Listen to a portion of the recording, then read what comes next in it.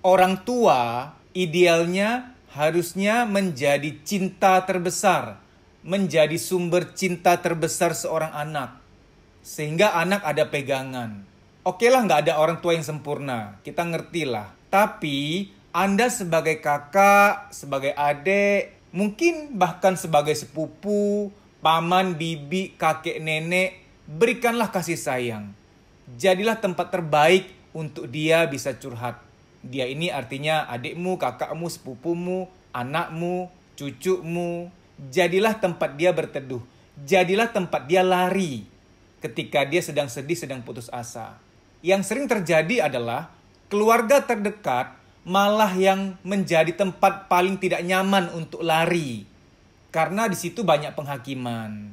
Saya berandai-andai ya, andai kata ke depannya seorang remaja putri atau remaja putra sedang sedih banget, putus asa banget, tentang masalahnya di sekolah, tentang sesuatu di pertemanan. Begitu dia punya pegangan yang kuat di rumah, dia tahu bahwa ayahnya, ibunya, kakaknya, paman, atau bibinya, bahkan kakek neneknya bisa untuk tempat dia lari, tempat dia mengadu, tempat dia curhat apa saja tanpa dihakimi. Saya yakin tidak akan kejadian lagi seperti ini. Kita tuh harus mengakui kita semua manusia ini butuh pegangan, butuh tempat lari gitu loh. Saya tahu tempat lari paling bagus itu ke Tuhan. Mendekat sama Tuhan itu yang paling benar, paling ideal. Tapi kita nggak bisa pungkiri, anak-anak remaja putri, anak-anak remaja putra, apa yang kita harap? Apakah kita berharap dia sespiritual kamu? Sedekat itu sama Tuhan seperti kamu? Kita realistis lah ya. Spiritualitas itu penting, kerohanian sangat-sangat penting. Tapi kan nggak semua remaja punya fokus seperti itu. Nggak semua remaja sudah punya kedekatan sama Tuhan seperti Anda dekat sama Tuhan. Kita nggak bisa berharap orang lain seperti itu. Nah, tugas kita menyayangi. Waktu kita menyayangi keluarga kita, tanpa disadari itu bagian dari ibadah. Kita membuat keluarga kita merasakan Tuhan melalui kita. Saya juga ingin sharing sesuatu ya, tidak ada maksud apa-apa, tapi tujuannya untuk perbaikan. Banyak orang tua mengajarkan agama ke anaknya luar biasa. Benar-benar yang anak didisiplinkan untuk ibadah, untuk sembahyang. Luar biasa, nggak kurang-kurang soal ilmu agama. Tapi beliau sendiri sebagai orang tua jarang atau bahkan tidak pernah memberikan rasa aman, tidak pernah memberikan kasih sayang, sering marah-marah kepada anak. Sorry, saya tidak menghakimi, hanya supaya kedepannya lebih baik. Mengajarkan agama, ilmu agama kepada anak itu nomor 1, paling penting. Tapi ada nomor 2, itu sebagai pelengkap, sebagai suplemennya. Yaitu sebagai orang tua, kita harus menciptakan suatu suasana di rumah agar anak merasakan suasana surga. Izinkan saya menggunakan istilah ini. Ada suasana surga di rumah. Anak bisa merasakan kasih sayang di rumah. Anak bisa merasakan sayang di rumah. Karena kan Tuhan Maha Penyayang. Mampu nggak kita sebagai orang tua, sebagai kakak, sebagai paman, bibi, bahkan sebagai sepupu, kakek, nenek, menghadirkan penyayangnya Tuhan itu, kualitas penyayangnya Tuhan itu ada di rumah. Kita menjadi duta kasih sayang Tuhan di rumah. Ini tampaknya idealis, tapi apa boleh buat? Karena gini loh, saya pernah menerima curhatan dari seorang anak. Om, gimana ya? Papa mama ngajarin ilmu agama ke aku luar biasa, Om.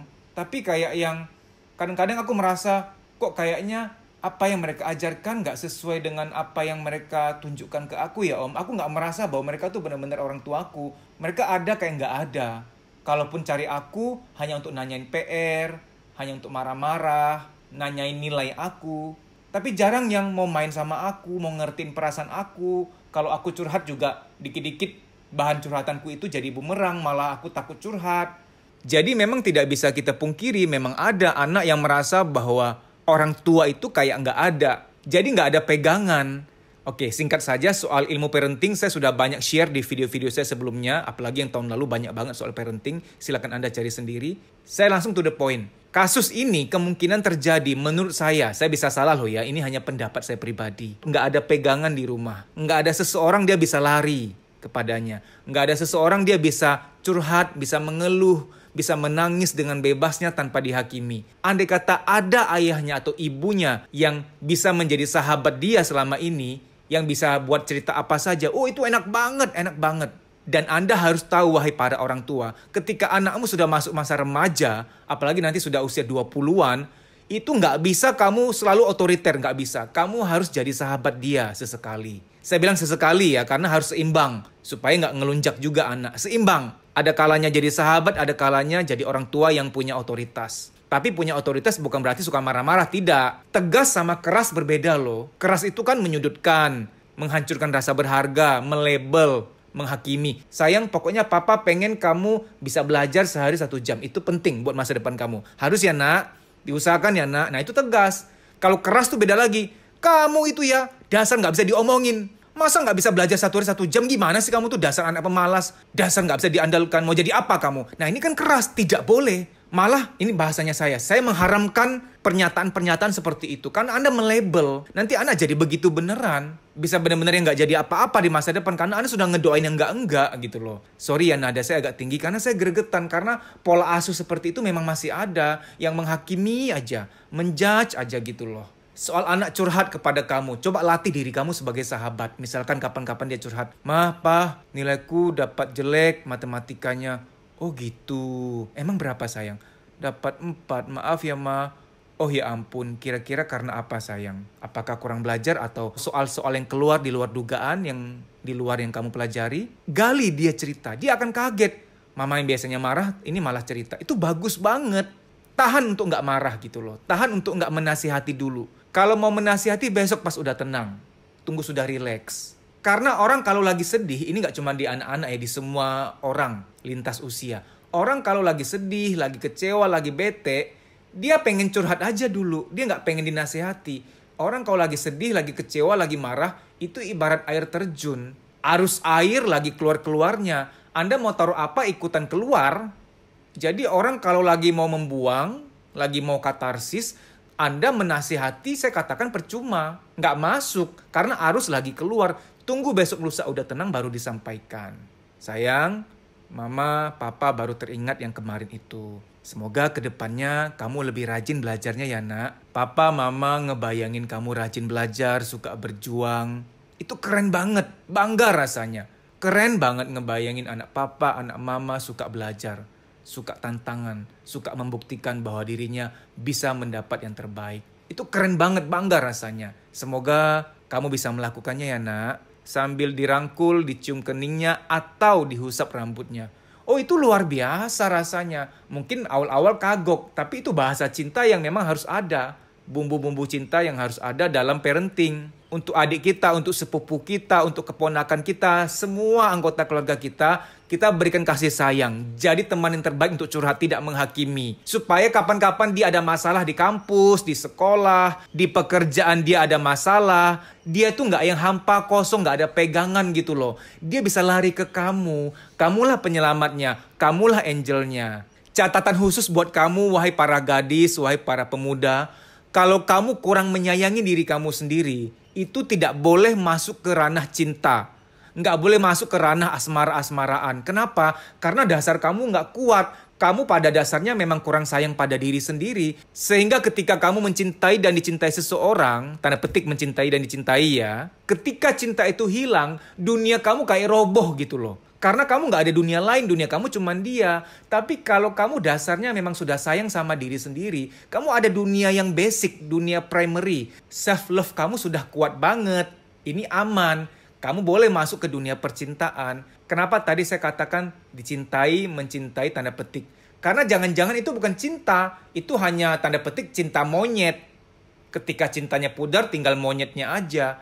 Karena definisi cinta yang sebenarnya sih nggak gampang pudar ya harusnya ya. Ya namanya baru puber, masa-masa remaja, bahkan umur 20-an pun tidak menjamin kamu bebas dari cinta monyet. Pasti ada rasa-rasa ilusi-ilusi yang kok aku sayang dia ya. Itu biasanya karena kurang figur ayah, kurang figur ibu, dan faktor-faktor lainnya. Jadi pastikan rasa kamu pada seseorang itu rasa yang patut dipertahankan. Rasa yang layak diperjuangkan. Karena jangan-jangan itu hanya situasional saja. Karena sering bersama, karena dia sering baik sama kamu, sehingga kamu jatuh hati. Nah pertanyaannya, apakah kamu akan jatuh hati pada semua orang baik?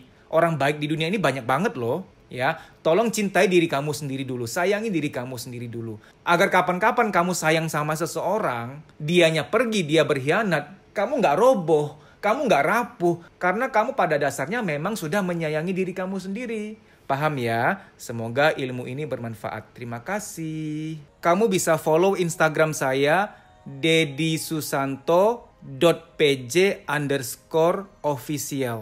Di story itu ada jadwal training, silahkan dicek. Kalau kotamu termasuk di jadwal, WA nama peserta ke nomor panitia tersebut di kota itu untuk mendaftar. Mas, aku nggak mau ikut training. Ya gimana dong? Kita kan mau membaik nih, mau meningkatkan kualitas hidup. Karena jangan-jangan luka-luka batin itulah yang membatasi, menghambat mental kita untuk maju. Sehingga mengalami yang namanya menunda pekerjaan, ragu ngambil keputusan, minder, mood swing, tidak sekreatif dulu lagi, negative thinking, susah tidur, badan gampang capek, ada nyeri-nyeri nggak jelas di pundak, di perut, di dada, di kepala, dan lain-lain sebagainya, psikosomatik. Psikosomatik adalah, psiko itu jiwa, soma itu badan. Psikosomatik artinya ada beban-beban di jiwa, baik yang terpendam maupun yang disadari, ketika secara akumulatif sudah penuh, dia nitip taruh beban di badan. Ada yang nitip taruh beban di kepala, jadilah migrain, rambut rontok, pelupa, insomnia, pikun dini, dan lain-lain sebagainya. Kalau ketombe karena salah sampo ya, beda jurusan itu. Burua kakak. Ada orang yang ketika jiwanya sudah penuh, jiwanya itu nitip taruh beban di perut. Jadilah mah, nyeri head berlebihan, nafsu makan tinggi, nafsu makan rendah, dan lain-lain sebagainya. Saya nggak mau sebut nama-nama penyakit lain yang wah ya. Tidak baik menyebut nama-nama penyakit seperti itu karena dapat mensugesti. Saya sebutkan hanya gejala-gejala kesehatan yang sering dialami oleh kita semua, yang ringan-ringan. Time doesn't heal. Waktu tidak menyembuhkan. Kita perlu berusaha untuk memulihkan diri kita. Ada doa, ada usaha. Harus seimbang. Kalau ternyata setelah kamu lihat jadwal di Instagram saya, tidak ada kotamu terdaftar di situ, apa boleh buat kamu ikut training secara pribadi. Ini coaching pribadi. Nanti via WA call dengan saya. Tapi harus daftar dulu. Nah, daftarnya agak beda. DM, Instagram, kuliah psikologi. Daftar di situ, DM dulu. Bilang bahwa kamu mau daftar training private, coaching private. Tapi saya harus sampaikan ya, bahwa training publik itu jauh lebih melegakan dibanding terapi personal. Beda. Bisa 5-20 kali lipat rasa lega dan plongnya. Semoga kota kamu termasuk dalam list jadwal training kami. Itu lebih baik. Namun kalau tidak ada dalam jadwal, ya apa boleh buat. Ikut coaching private. Baik demikian ya, semoga informasi ini bermanfaat. Terima kasih.